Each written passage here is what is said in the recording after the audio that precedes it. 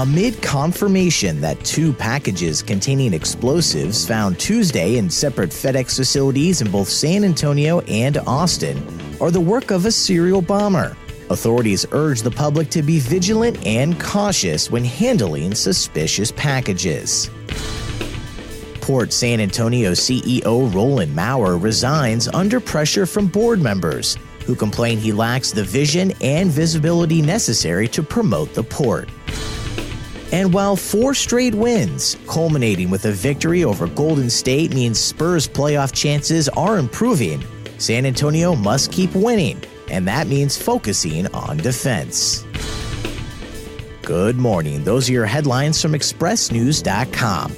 I'm Chance Dorland with your Express News briefing for Wednesday, March 21st. Brought to you this morning by the San Antonio Express News. Authorities say the serial bomber who has been terrorizing the region is behind a Tuesday morning blast and a package containing explosives at separate FedEx facilities in Schertz and Austin. However, police note that a separate evening incident in Austin involved an incendiary device, not a bomb, and appears to be unrelated. Just days after a 4th package explosion injured 2 people in Austin.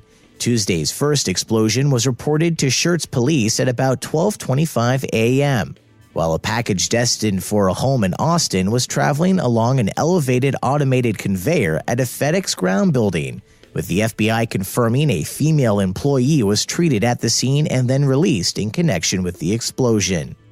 At about 6:19 a.m., a call was made to Austin police about a suspicious package at a FedEx facility there. Explosives were reportedly found in that package, but no injuries have been reported. Then, just after 7 p.m., Austin officials reported a man in his 30s was transported from a Goodwill store to a nearby hospital, with potentially serious but not life-threatening injuries. But less than an hour later, Austin police announced that incident involved an incendiary device, not a bomb, and later noted the incident was unrelated to earlier package detonations, as an employee had found an old military-type artillery simulator in a donation bag that initiated in the worker's hand.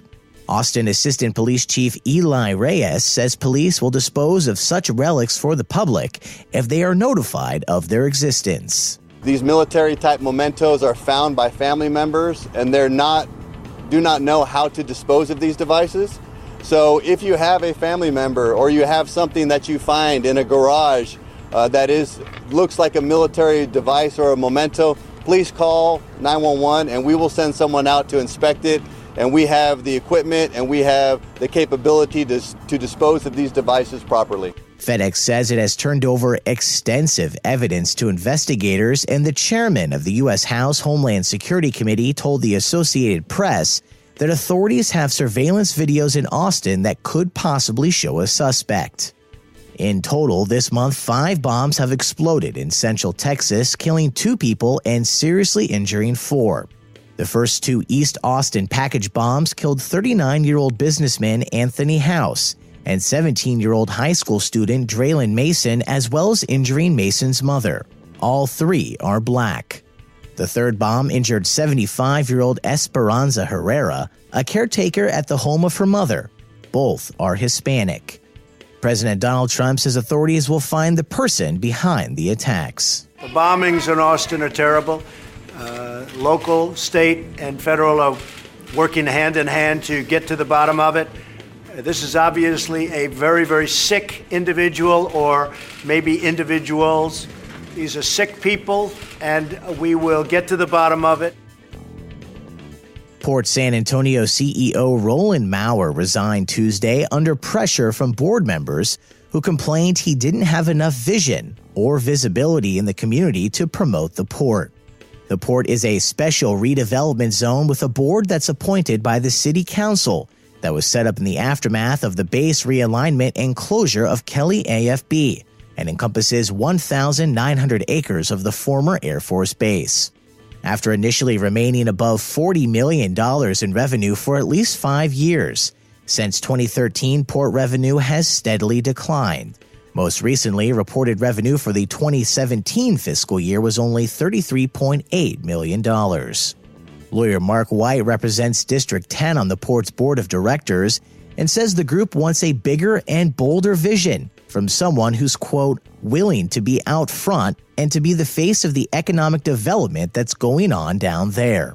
White says that while Maurer was good at some of the X's and O's of economic development, he and others on the board believe it's important to have a CEO who goes out into the community and promotes the port, noting that Maurer was a, quote, behind-the-scenes guy. In recent years, the port has worked to transform itself into a major local manufacturing and economic hub.